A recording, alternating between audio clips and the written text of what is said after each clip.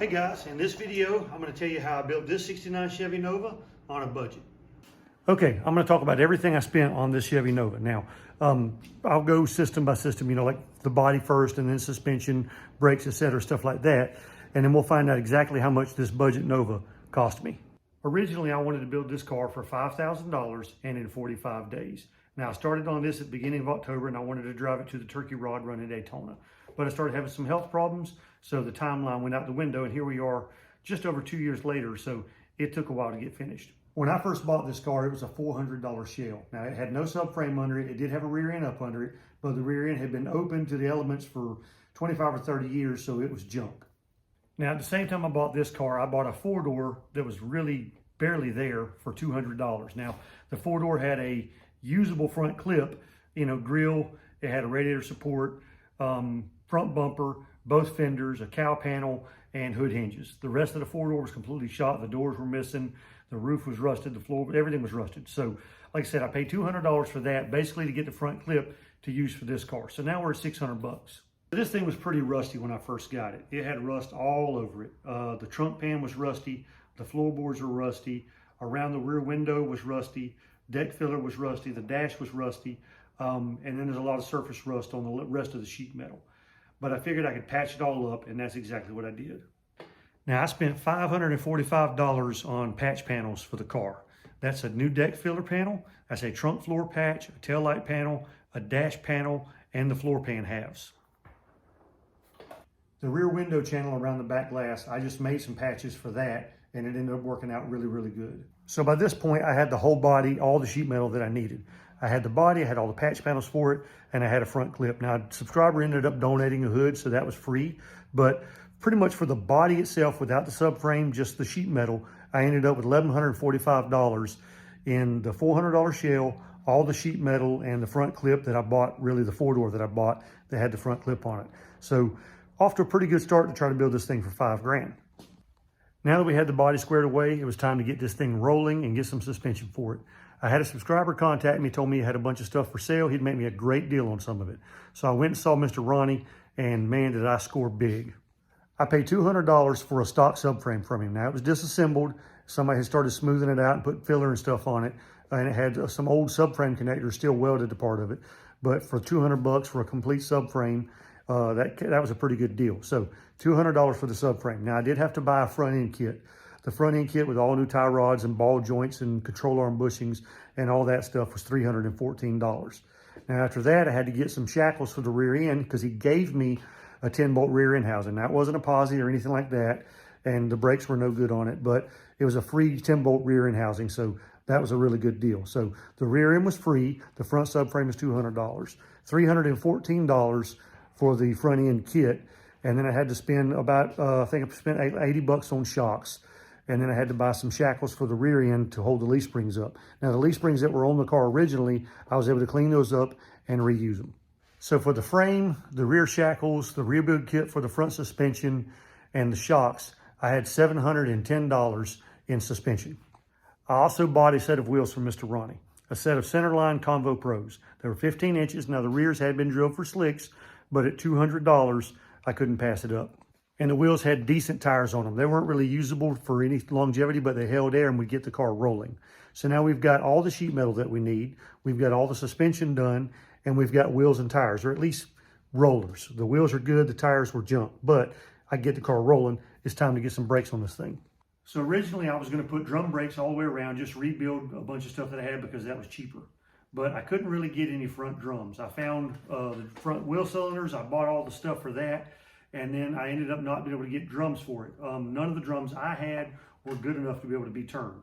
So I bought a disc brake kit for the front, and I brought a new drum brake kit for the back. Now, the power stop kit for the back, it came with 2 new drums, all the shoes I needed, all the hardware. By the time I bought wheel cylinders to go with it, I had $189 in the rear brake kit and $745 in a brand new front disc brake kit. Now, I also bought all new brake lines from the front to the rear that goes from your mass cylinder all the way to the rear end, across the rear end, the rubber brake line that goes in the back to the rear end. Now, once I got everything done on the brakes, total spent was $1,134. And I really could have saved a lot of money here, and I didn't. I didn't try hard enough to get the drum brakes to work. And maybe I just wanted to be able to do a disc brake video again, but for whatever reason, this is one of the mistakes I made. I probably should have tried much harder to do the drum brakes and stay cheaper, because the $750 for the front brakes, that was a pretty big expense. And, you know, one of the many mistakes I made on this build. But the person that ends up with the car gets a better set of brakes, so it's okay. All right, so now that I had the car rolling and stopping, it was time to figure out the engine. Now that the car is rolling and stopping and all the sheet metal, it's time for an engine. So from Mr. Ronnie again, I bought a used 350 from him.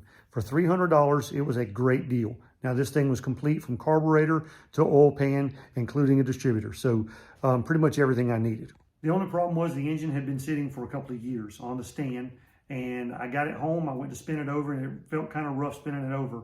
So I pulled the heads off, and there was some rust in the cylinders. Now, here's where I made another mistake. What I should have done was I should have cleaned everything up, honed the cylinders out, put new rings and bearings in it, and used it just like it was. But instead, I was worried about the rotating assembly, because I saw a few things I was worried about on the crankshaft, and I ended up buying an Eagle rotating assembly kit for $1,115. Now, there's nothing budget about that. I really should have used what was there, and it probably would have been just fine, but, you know, hindsight's 20/20, right? So I put an Eagle rotating assembly in there. I cleaned the heads back up, put new gaskets and stuff on there, put it all back together with the Summit cam and lifters. Now the cam and lifters that I bought, I think it's pretty much the same cam that had been in the motor before, but since I pulled everything apart, I mixed up the lifters, and I didn't want to go back and, you know, again, that's another mistake I made, but it's okay. I knew what cam and lifters was in it then, so I was pretty okay with that. So with a $300 engine, the $1,115 rotating assembly, $100 worth of gaskets, $126 for the cam and lifter kit, and a $79 oil pan and oil pump kit from Summit, I'm into the engine for $1,720, and plus a lot of elbow grease. But that's pretty much from carburetor to oil pan, including distributor, and he gave me a new set of wires that went with it. So I thought that was a pretty good deal. Even though it's more than I should have spent on a budget thing, I probably could have found a, you know, I probably could have done this a lot cheaper. You know, used all the rotating assembly that came with the motor instead of spending that much on one, and just ring and bearing kit. I probably could have saved, you know, $800 to $1,000, somewhere around there. But anyway, $1,720 for the engine. Now at this point, I knew I was going to be over budget. I still had a transmission to figure out, an interior to figure out, wiring to figure out, and tires. So I knew I was going to be over budget at this point, but I went ahead and started working on the transmission. So the transmission, I paid $100 for the core, and I paid $245 for a transmission kit. Then ended up buying a used converter for 120 bucks. And I never buy used converters, but I knew the history of this one, so I went ahead and bought it anyway. So I ended up spending $465 in total on the transmission.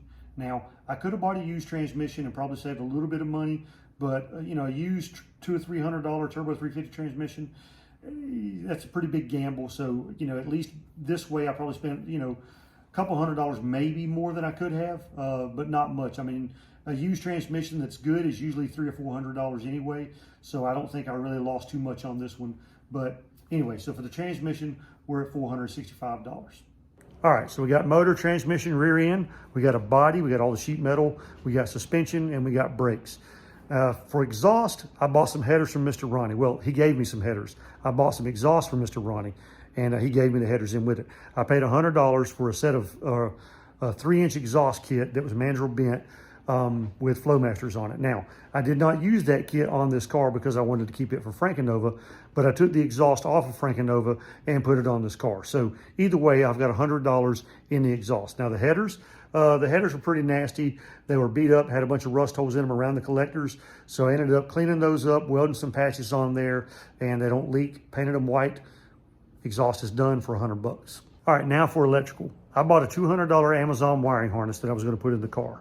Now I had a subscriber give me some parts, like a brand new chrome alternator. This one right here sitting on top of the $200 Amazon wiring harness that I didn't end up using. Now the reason I didn't use the wiring harness is because at this point I had the car sold to a subscriber. We had an agreement on it. So I wanted to put something nicer in that had a bulkhead connector, and I didn't want to have to hunt down all the little bulb sockets and stuff like that. So instead of a $200 harness, it's got a $740 harness in it. And it came with all the rear bulb sockets. It came with all the special little plugs and all that stuff, a dimmer switch, a headlight switch. It came with all the stuff to hook up the factory gauges. So it was a pretty good deal, even though it was way more expensive. By the time I bought bulb sockets and all the other stuff to make the $200 wiring harness, I'm probably only out a couple $100 difference between the nice harness and the cheap harness. Between that, the alternator, and battery cables, and a couple other things, I didn't end up too bad on the wiring. So I didn't end up using the chrome alternator because I didn't like the way it looked. I used another stock alternator that I had laying around that's also new. Now, all the wiring came with the wiring harness. It came with the big fuses, fusible links, or whatever all that stuff is. It came with the, everything I needed, so I didn't have to buy anything other than battery cables. I had to buy a bunch of pack of zip ties, had to get a $65 remanufactured battery, and I ended up with $867 total in every bit of wiring on this car. And that included all the bulbs I needed for all the little dash lights and all that stuff, headlights, whatever. I had some headlights, but pretty much that included all the electrical, $867. Okay, so then it was time to work on the fuel system. So the fuel system, I put a brand new 69 Nova fuel tank in here. It was only like 169 bucks. Then I put a brand new fuel sending unit in there. That was pretty cheap. A stock fuel pump for the motor, and then a line kit that goes the new hard lines from the back to the front, plus a few rubber lines and the clamps and stuff to connect those, and a fuel filter. And I ended up with $359 total in the fuel system. That's 100% of the fuel system. That's from the pump, or from the carburetor all the way to the pump, all the way down the thing, the pickup and the tank. Maybe not a gas cap, add another 10 bucks in for a gas cap. So $369 for the entire fuel system. Okay, now for the cooling system. Now, the radiator I bought off Amazon for 150 bucks. The hoses, I had $50 in clamps and thermostat and hoses. The water pump was $60 brand new. And then the clutch fan I bought from the Charlotte Auto Fair for 20 bucks.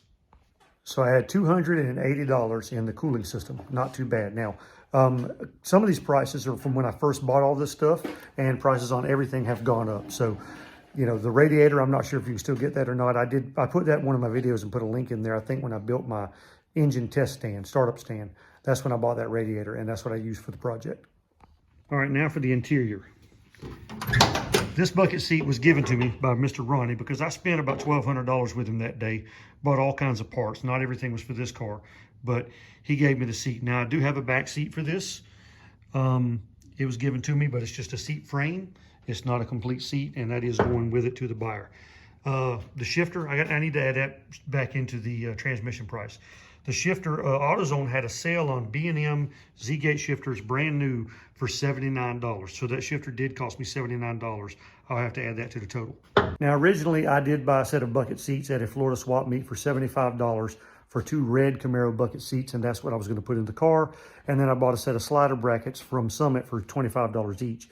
So I had $125 in a set of bucket seats. I was going to have to make the slider brackets fit them, but still, that's what it was going to cost me. Now, the guy buying the car preferred a bench seat, so I used the free one that I got from Mr. Ronnie, and I saved that $125. All right, so let's go over some totals here. Now, there's a few things on here that I didn't include in all the other systems. I did cover most of the big stuff, but a few things I didn't cover, like I had to buy a new heater core cover. Now, this car, the body came with a inner heater box and a heater core, but the outside cover that was on it was really, really rusted and not usable. So I had to buy a new one of those, and it was like 60 bucks. Also had to buy a new blower motor, which was, 30 bucks or something like that. It wasn't very bad. I've got it down here somewhere. Plugs, spark plugs, oil and filter, transmission fluid, some hose clamps, little air cleaner, stuff like that. I ended up spending $421. So let's go over the whole list. The body's $1,145, including the sheet metal. Suspension was $710. The brakes was $1,134. The engine I spent $1,720 on. Transmission cost me $465. And then exhaust was $140. $40 of that was gaskets. The electrical was $867. Fuel system was $369. The cooling system cost me $280. I spent $421 on all the extra stuff I just talked about. The tires, the Cooper Cobras, ended up costing me $600, and I got a deal on those. Now, the wheels, I did switch to Rally wheels. Now, I did not use the Convo Pros because I was having a hard time finding lug nuts for them, and they've got holes drilled in them for slicks, which is not a big deal, but the guy buying the car gave him the choice, and he would rather have the rallies. Now, the rallies cost me $280 for the wheels. I spent $200 for the Congo Pros, so it only added another $80. So that really wasn't that much of an upgrade. Now, a few things I did upgrade just because I was selling it to someone and I wanted things to be better for them. I didn't have to spend this money. The core support, that was $160. That I'm using a brand new core support. I didn't have to do that because the other one I had was rusty, but it was usable. The wiring harness, I spent, instead of $200, I spent $700 and something dollars. That was a couple $100 difference by the time I would have bought everything that didn't come with the nicer harness. And then with the, can't read my own writing. Oh, the wheels, about $100 difference on the wheels, about $80 difference on the wheels. So I could have saved a few more $100. And then of course I did go kind of crazy with the engine, and I could have spent less there. But the total that I spent on this car to get it where it is right now, and now I did have a worse fender on here, and I swapped it out with a better one because again, I'm selling it. And then the hood that I have that I got free for this car, I am swapping it out with another one I had because I'm trying to give the guy buying it the nicest stuff I can give him. But the total I've got in this car, everything, fluid, hose clamps, batteries, electrical wiring, bulbs, engines. I'm not including welding wire and carburetor spray and stuff like that, but I've got $7,931 in the Budget Nova. And like I said, I could probably have done it for a lot cheaper. I made several mistakes along the way, and then once I was over budget, I was just trying to build it a little bit nicer for not a lot more money. So I still think it's pretty reasonable for what I built the car for. And there's some things, because I got the body so cheap, that would be hard to duplicate again. But I got the body so cheap, even if I saved the money where I could save it, if you tried to do this right now, you'd still have a hard time building this car for $8 grand, just because the bodies are more expensive than they were 2 years ago when I bought this thing, or really 2.5 years ago when I bought the body. So I think you could do this thing again for the same money. You could be smarter than me. I didn't have to do disc brakes. I should have tried harder to do the drum brakes, and I spent too much on the motor. I spent too much on electrical, and probably could have bought some used tires, some other things I could have saved money on. But again, for $8 grand, this is not a bad car. Also, because pretty much it's brand new. The only thing mechanical that's not new is the rear end, and I took it apart, looked at it. It's in very good condition. The front suspension is all brand new. The brakes are 100% new. The electrical is 100% new. The engine is completely rebuilt. I mean, the heads were used, but the engine that I originally bought did not have that many miles on it. So everything on this car is pretty much, rebuilt, or brand new. So yeah, $8 grand, not bad. Now, as far as what I sold it for, I'm not going to disclose that because I don't think Jeff wants me to tell anybody. If he asks me to, I will. But I will say this: I sold it for less than I have in it. So he got a good deal, I hope. And well, not yet. I got to get the car to him. A few things I got to figure out. Get the car to him soon. And yeah, we're going to do this again. I'm going to build another Budget Nova, but the $8 grand for this one, I think that's a pretty good deal. We'll see you guys next time.